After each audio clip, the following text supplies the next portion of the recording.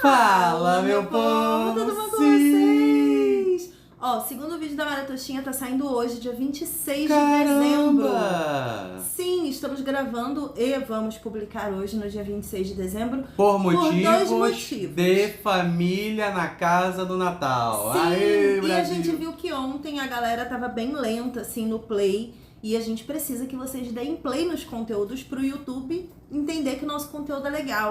A gente já sabe que é um pouco mais complicado, todo mundo tem o que fazer de fato Claro, durante esses Natal. dias. Mas, pra não ficar ruim pro nosso lado e na visão de leitura de um algoritmo, a gente dá essa precisa esperar. espaçada. Exato. Então, Boa. o vídeo tá saindo hoje, bonitinho pra leve, vocês. tranquilo. Lembrando que tem uma entrevista com a Minnie Driver e com o showrunner de Blood Origin que sai entre hoje e amanhã também aqui no YouTube. Boa! Então fiquem ligados, porque inclusive tem uma fala do showrunner muito legal sobre por que essa série é tão necessária. Olha! E qual foi a diferença pra ele entre construir o universo de The Witcher, que já tinha vários livros sobre os personagens para ele se embasar, e construir uma minissérie de 4 episódios baseado em literalmente algumas linhas só, falando, aconteceu X anos atrás. Ele falou, muito obrigado pelo conteúdo, nada que vai me dar base pra fazer essa minissérie. Pode ser qualquer coisa. A gente imaginava algo até mais catastrófico, né? Sim. Eu imaginava que a conjunção das esferas era algo de mundos colidindo com os próprios mundos, e não um prisma de um sobre o outro, fazendo eles se integrarem. Né? E aí eles, sei lá, viraram um só. Eles viraram, eu imagino que eles tenham virado um só. Isso é muito doido, assim. Antes da gente começar a falar sobre os episódios 3 e 4, outra coisa que eu queria trazer de pauta aqui pra vocês. Cris e Panda, eu não gostei da minissérie Blood Origin. Sim. Não gostei da história, não gostei dos personagens, não gostei do contexto, não gostei da forma que foi feita, não gostei da produção, não gostei da música, não gostei disso, não gostei disso. Tá tudo bem vocês não gostarem. Da mesma forma, né? Da mesma forma que tá tudo bem a gente gostar. Isso. E tá tudo bem um monte de gente gostar também e coexistir com pessoas que não gostaram.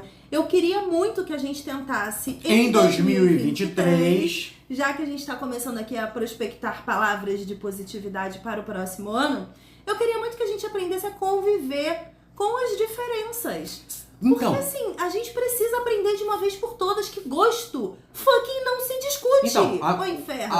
A grande palavra pra mim em 2022 foi reconexão. Sim. Mas eu sinto que a palavra de 2023 vai ser valor. Valor.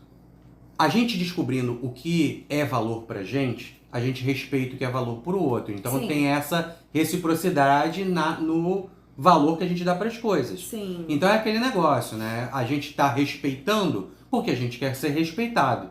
Então a gente vai começar a dosar e experimentar dar o diferenciado valor para as coisas pra gente se integrar como sociedade novamente. É sobre isso, Panda. É sobre isso que eles querem. quer. E a gente tem que entender que, cara, tem gente que joga RPG há muito tempo e que acompanha histórias assim há muito tempo. Histórias de fantasia, em série, em filme, em livro, já existia muito antes de Game of Thrones. Eu sei que existe uma geração que conheceu fantasia através de Game of Thrones. Não, e a paixão de The Witcher pelo game é algo assim absurdo. Exato. Conhecer o que de fato é a conjunção das esferas mas e eu juntar... esperava mais. Expectativa é o seu inimigo sempre. Mas temos que lembrar também que é uma produção muito grande, com muito efeito especial, para 4 episódios. Deveriam ser 6, reduziram para 4, então comunicação se perdeu no meio. Claro. 2 episódios foram retirados desse meio. Então, eu não sei se eles aumentaram o tempo de cada episódio para caber tudo. Eu acho que só reduziram mesmo, só cortaram. Só cortaram episódio. Parece eu editando, sabe? Vou cortando as frases assim. A Cris faz mágica com a corte de edição. Mas eu queria muito que a gente soubesse conviver em sociedade de uma forma melhor aqui na internet. Porque, cara, o que eu vejo assim é que tem muito criador de conteúdo que incita o ódio, né? Que gosta de reclamar, afinal de contas, o ódio dá like, o ódio da visualização, o ódio dá engajamento. Mas a gente tem que lembrar que esses criadores de conteúdo não se importam com a palavra de outras pessoas. Eles só se importam com a própria palavra. Exatamente. São solitários por natureza. Então vamos tentar ser uma Por mais que os seguidores dessa galera ecoem a palavra, né? Eles não se importam. Vamos tentar ser uma comunidade que sabe coexistir, sabe? Que entende que opiniões são diversas e tá tudo bem. Exato. Ninguém aqui é supremo de nada, sabe? Nenhuma opinião é autoridade em opinião, porque isso não existe, por princípio. Assim. Exato. Então, vamos cada um gostar do que quiser e vida que segue. Eu, particularmente, adorei Blood Origin. Eu também. Já queria começar falando isso. É diferente de você ver uma produção como The Witcher, por exemplo, que você tem, sei lá, como a primeira temporada, né? Foram tantos episódios de 1 hora pra contar uma grande campanha de junção de 3 personagens. Aí na segunda temporada foi literalmente a jornada do herói da Ciri, sabe? Sim. E a gente tinha algumas coisas ali meio que de ponta um pouco solta, como a história da Yennefer, a história do Geralt com o mestre dele, a história do próprio Jaskier. A gente tinha ali outros personagens coexistindo, mas era muito sobre a Ciri, né? E a história dela. E agora, nessa minissérie, a gente tá vendo meio que um parênteses, talvez, daquela caminhada da vergonha lá dos elfos no final da segunda temporada. É como se pegasse o pensamento de um daqueles elfos, sabe? Refletindo sobre as histórias que ele sabia do passado do seu povo, que eles eram, né, ricos, que eles tinham impérios e poderes e tudo mais, e pensando como a gente veio disso para isso, como miseráveis exilados tentando sobreviver num mundo que não é nosso. E por que não é nosso? Sabe? É como se você realmente colocasse uma lupa em cima de um pensamento de um deles ali. Coloco até aquela mulher que tem a elfinha nenenzinha assim no colo, pode ter sido o pensamento dela, porque foi uma das imagens finais da temporada que me marcou muito. E foi isso, assim, explodiu pra Blood Origin, né? Pra gente ver como aconteceu. E, cara, é muito legal essa luta. Usar o Jaskier em qualquer coisa é muito bom. É roubar. É roubar pra gente gostar. Você pode não ter gostado do meio, mas as pontas que ele apareceu, tu fala, nossa, cara, esse universo é muito legal. Sim. Porque toda vez que ele é muito empolgado e ele te contagia, como um bom bardo, né? Sim. E quando ele realmente transforma toda aquela história numa música, e você perde seu tempo ali no pós-crédito do último episódio, ouvindo a música dele, ouvindo o que ele tá falando da conjunção das 7 esferas e da força e determinação de 7 pessoas que eram completamente diferentes, que não tinham nada que conectavam umas às outras, além de propagar a liberdade e vivenciar uma história única. E aí ele vai e transforma isso numa música e você fica ali, letrinha passando e você... Os 7... Eu não gravei a música, mas a música é legal. Eu adorei. Botar o Jaskier... E é legal porque, assim, dá conotação a uma história de que contar a história é importante, né? Até para embasar as suas próximas ações, né? Exato. Com sabedoria. Porque não adianta nada também todos os elfos se juntarem, matarem todas as outras pessoas e construir novamente um império para repetir os atos daquela era, né? Do planeta só de elfos. Isso é uma coisa muito legal que o showrunner falou e que fica muito marcado pra mim, assim. Ele disse que quando você olha para um império e toda a riqueza e toda a construção, estrutura política, geográfica e cultural de um grande império, você não pensa o que ele precisou fazer, as atrocidades que aquelas pessoas precisaram fazer antes para construir um império. O império significa uma supremacia, né? É você se colocando realmente acima de um povo. E Roma viveu isso durante muito tempo e pagou ali o pato de ter feito tudo que fez também com o povo. Exato. No fim das contas, o povo foi lá e depenou o império e destruiu o império. Por quê? Porque não tem como você coexistir com isso de uma forma positiva. E você vê a mesma coisa ali. Os elfos, eles, de alguma forma, eles não estavam mais procriando, eles não estavam mais evoluindo, crescendo. Eles estavam estagnados na sociedade deles e existia ali um sistema político, né, imperial, que queria destruir tudo. E que queria realmente matar as outras pessoas que eles não acreditavam que fazia parte daquela raça, né, que era diferente deles e, portanto, eles não aceitavam. E é aquele negócio do consumo desenfreado, né? Porque eles estavam ali super populosos, eles não conseguiam fazer mais comida para a quantidade de pessoas. Então não tinha uma organização, era uma organização de conquista, era um império de conquista. Então eles estavam vertendo para novos mundos para roubar a subsistência daqueles mundos para poder ficar bem na fita. E é por isso que coloca uma lupa em The Witcher, porque lá em The Witcher eles são miseráveis. E aí quando você olha todo o discurso da galera que tá lá, dos elfos que estão lá, falando, não, porque um dia a gente já foi isso, porque um dia a gente já foi aquilo, e olha como é que tá a nossa vida agora, a gente é fugitivo, a gente mora nas montanhas, ninguém liga pra gente, os humanos são cruéis com a gente. Vocês também já não foram cruéis com outras pessoas, entendeu? Karma is a bitch. É basicamente isso. E aí o que a gente tá vendo acontecer em The Witcher com os humanos, será que também já não é um segundo capítulo da mesma história se repetindo? Exato. Já que eles também são cruéis e também maltratam pessoas, a Ciri tem ali todo um histórico na história dela de carregar esse peso dessas grandes guerras da raça dela nas costas. Isso. E aí a gente tem, de uma outra ponta, por exemplo, o Geralt, que é cheio de preconceitos e cheio de traumas e cheio de dores. E a gente não entende por que aquele cara carrega, assim, o peso do mundo nas costas dele. E aí agora a gente entendeu qual é a origem disso tudo. Da onde vem essa dor, da onde vem esse ódio, da onde vem essa sede de vingança que não acaba nunca. E esse ranço de destruir todo mundo e todos os monstros. Você fica do tipo, da onde vem? Pô, ele se controla até demais agora. Olhando pra ele agora...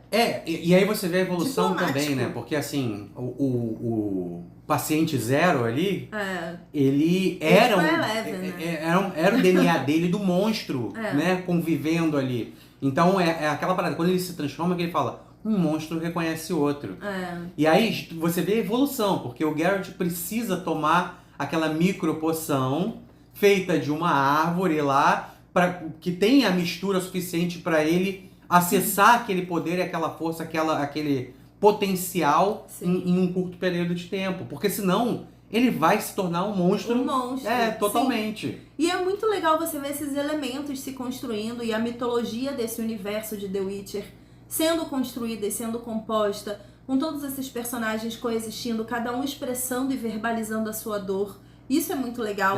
Cada personagem ali acrescenta muito na dor do que era aquela luta que estava acontecendo naquele momento, né? O pequeno trecho que a Anã conta a história da mulher que ela era apaixonada, de como morreu, foi escravizada e abusada, e de repente ela decidiu se vingar e construiu aquele martelo com as cinzas da sua amada e se vingou de todo mundo e acabou o propósito de vida dela. Então ela precisava fazer mais alguma coisa pelo mundo, por ela, pelo universo que ela vivia, né? Que era tão violento. Aquele negócio, legal. Né? É sempre a história. A história da vingança sempre cai nesse mesmo ciclo, né? E depois que você se vingar, o que você faz? O que você faz Você da desiste vida? da própria vida? Porque o propósito da sua vida é se vingar. E aí, você fica vazio?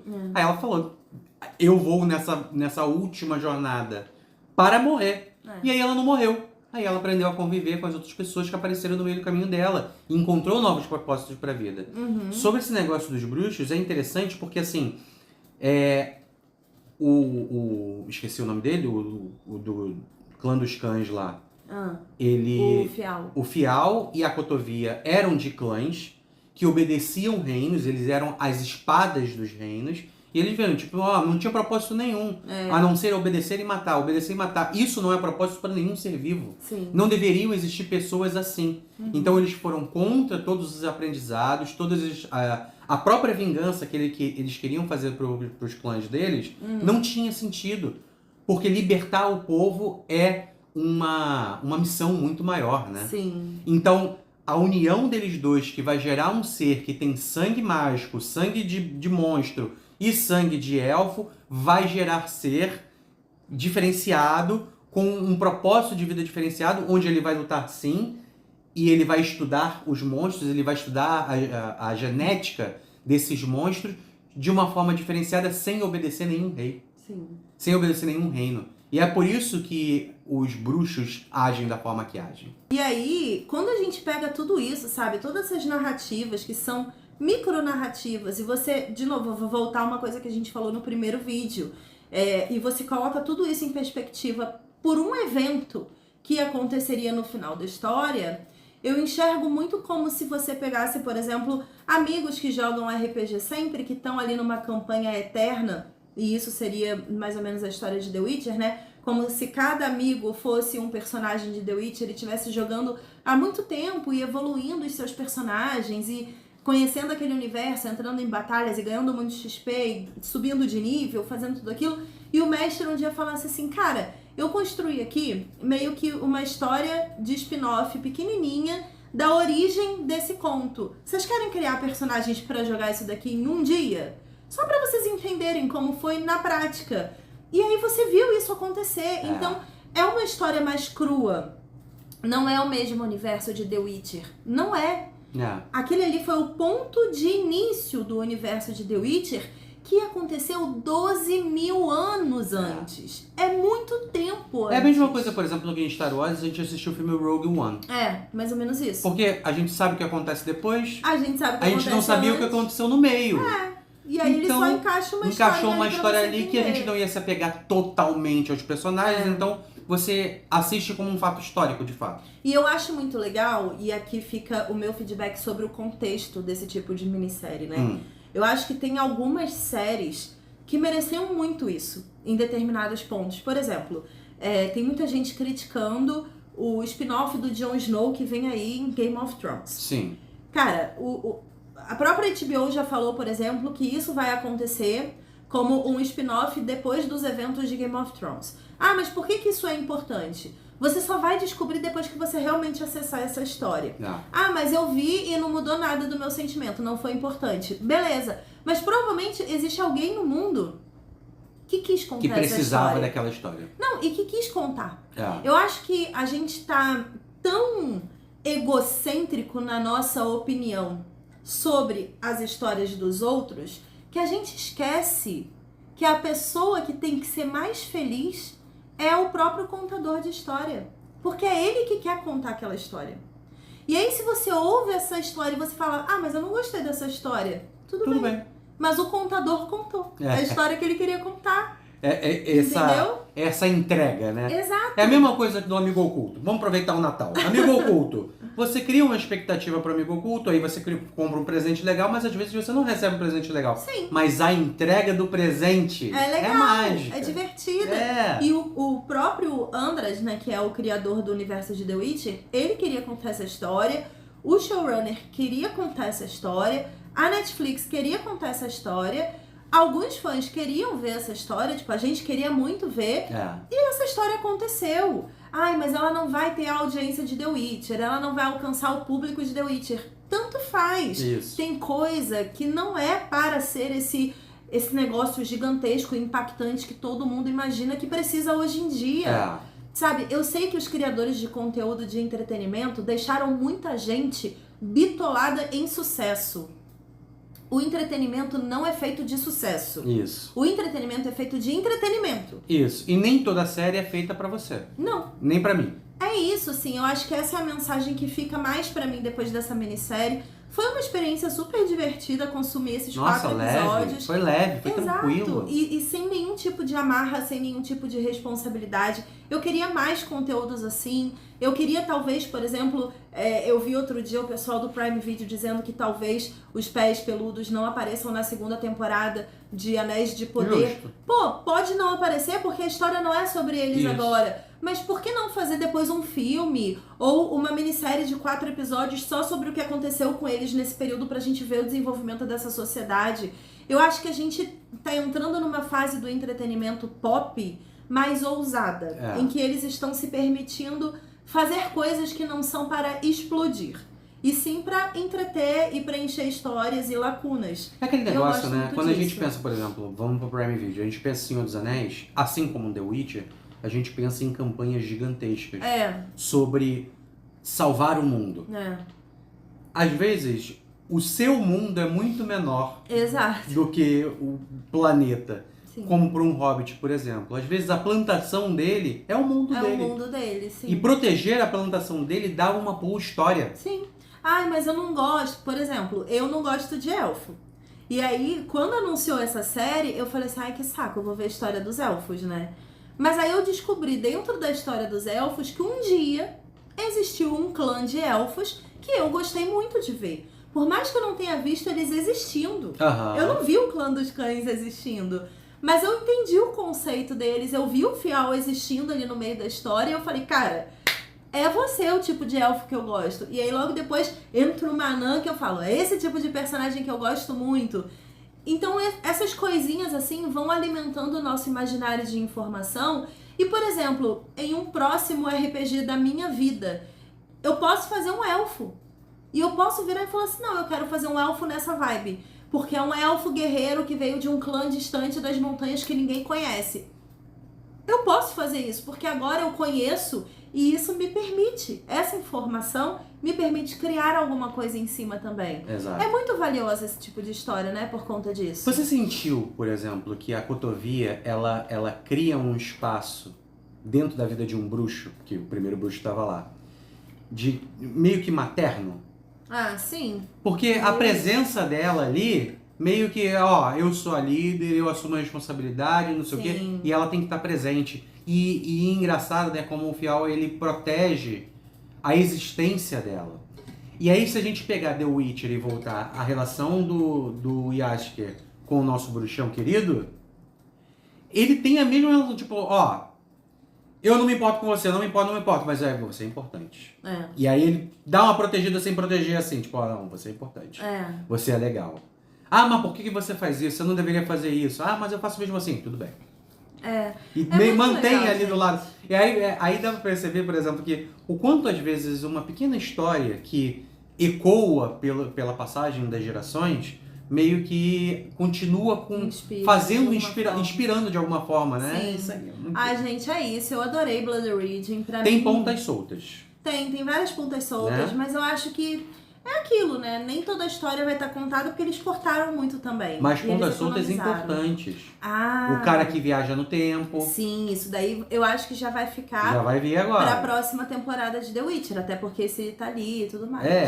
Teve o soldado que ficou preso numa dimensão, que ele botou meio elmo assim. Sim, verdade. A gente não sabe como o tempo passa em outra dimensão, ele pode ficar lá e aparecer. Pode ficar igualzinho, né? Pode ter passado, sei lá, 5 minutos pra ele. Ele enlouqueceu, ele ficou barbudo e é isso. Vários elementos que o próprio showrunner pode utilizar nas futuras temporadas de The Witcher. Exato. Comenta aí o que você achou de The Witcher Blood Origin, se você curtiu ter um pedacinho de The Witcher pra conferir agora nessa época de fim de ano.